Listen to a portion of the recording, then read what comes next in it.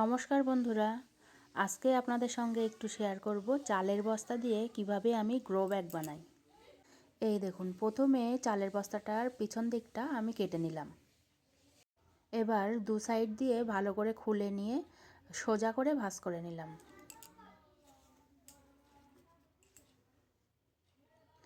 তারপর মাঝখান থেকে ভাঁজ করে নিয়ে কেটে নেব। যেহেতু সামনে শীতকাল আসছে, শীতের সময় কিন্তু ছোট ছোট গ্রো ব্যাগের অনেক দরকার হয়। শীতে বিভিন্ন রকম সবজি গাছ, যেমন কপি গাছের জন্য এই রকম সাইজের গ্রো ব্যাগে কিন্তু ঠিক হবে। এই যে ভাঁজ দিয়ে নিলাম, ঠিক সাইজটা এরকম হবে। এইভাবে ভাঁজ দিয়ে আরও একটু ছোট করে নিলাম, কেটে বাদ দিয়ে এটাকেই আমি এই সাইজেই আমি গ্রো ব্যাগগুলো বানাবো। শীতের সময় বিভিন্ন সবজি যেমন কপি গাছগুলো এই ধরনের গ্রো ব্যাগেই খুব সুন্দর হবে। এবার চলে এলাম সেলাই মেশিনে সেলাই করতে। একটা সাইড সেলাই করে নিচ্ছি, যেটা গ্রো ব্যাগের উপরের দিকটা থাকবে। এইভাবে যদি গ্রো ব্যাগগুলো বানিয়ে নেওয়া যায় তাহলে কিন্তু গ্রো ব্যাগ কিনতে অনেক খরচ পড়ে, এতে একদমই খরচ পড়বে না।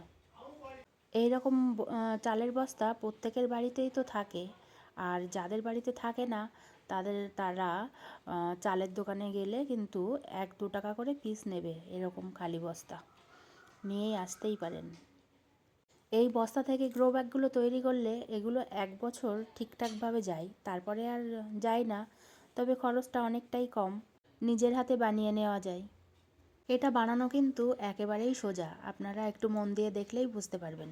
প্রথমে তিন দিকে সেলাই করে নিলাম, নিয়ে তারপরে দেখুন বস্তাটার 2 কোণা এইভাবে আমি সেলাই করে দেব। তাহলে একদম গ্রো ব্যাগের মতো শেপ হয়ে যাবে, নিচের দিকটা গোল মতো হবে, আর গ্রো ব্যাগটাও খুব সুন্দর বসবে।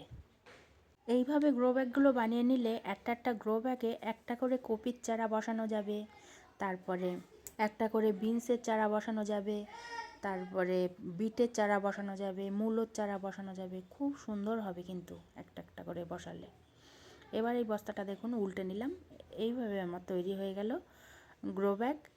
আর এক করে আমি বেশ কয়েকটা গ্রো ব্যাগ তৈরি করে নিয়েছি। আমি কিন্তু প্রতি বছর এই শীতের আগেই কয়েকটা গ্রো ব্যাগ তৈরি করি। সেটা শীতের সবজি একবার হয়ে যায়, তারপর সেই সবজিগুলো হয়ে যাওয়ার পর আমি এই গ্রো ব্যাগগুলোতে একটা করে ভেন্ডির দানা দিয়ে দিই গরমের সময়। খুব সুন্দর হয় কিন্তু। এবার চলুন যাই ছাদ বাগানে। ছাদ বাগানে একটা ড্রাগন হয়েছে আমার, ছাদ থেকে ঝুলে আছে বেশ অনেকটাই। তো ওটাকে আমি হাতে পাচ্ছি না, তাই দেখুন বুদ্ধি করে লাঠির মাথায় একটা দড়ি বেঁধে ড্রাগন গাছটাকে টেনে নিলাম। টেনে এবার আমি খুব সহজেই ড্রাগন ফলটা তুলে নিতে পারছি।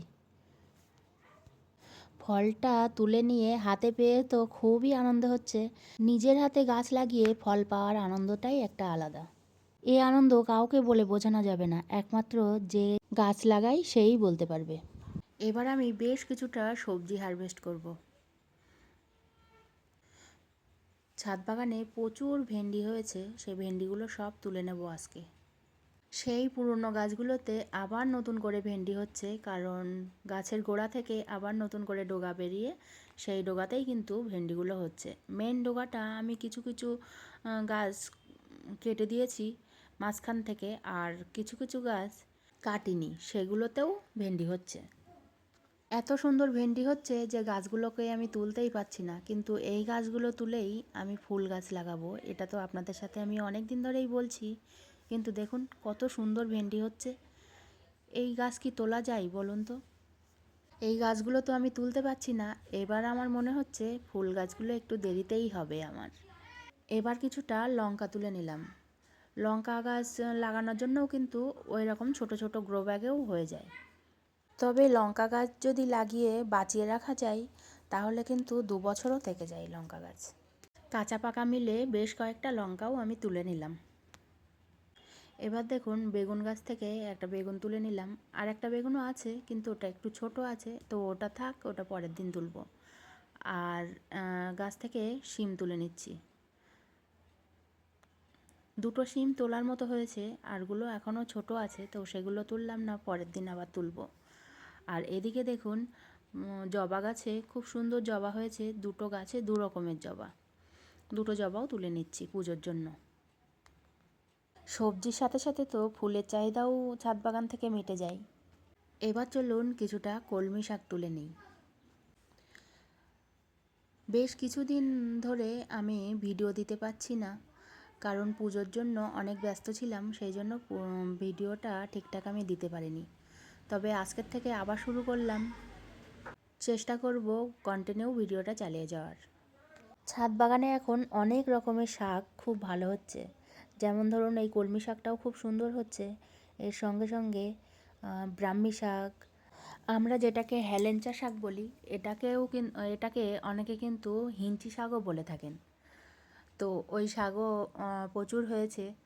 আর কুলপি শাক, থানকুনি পাতা, এগুলো খুব সুন্দর হচ্ছে এখন ছাদ বাগানে। সব দিন তো এক রকমের শাক খেতে ভালো লাগে না, সেই জন্য বিভিন্ন রকমের শাক আমি ছাদ বাগানে রেখেছি। ঘুরিয়ে ফিরিয়ে এক এক দিন এক এক রকম খাওয়া যাবে। সবজি তুলতে তুলতে ভিডিওটার একেবারেই শেষের দিকে চলে এসেছি। আমার এই ভিডিওটা যদি আপনাদের ভালো লাগে তাহলে লাইক, কমেন্ট, শেয়ার, সাবস্ক্রাইব করে আমার পাশে থাকবেন। আজকের মতো এটুকুই, দেখা হবে পরের ভিডিওতে।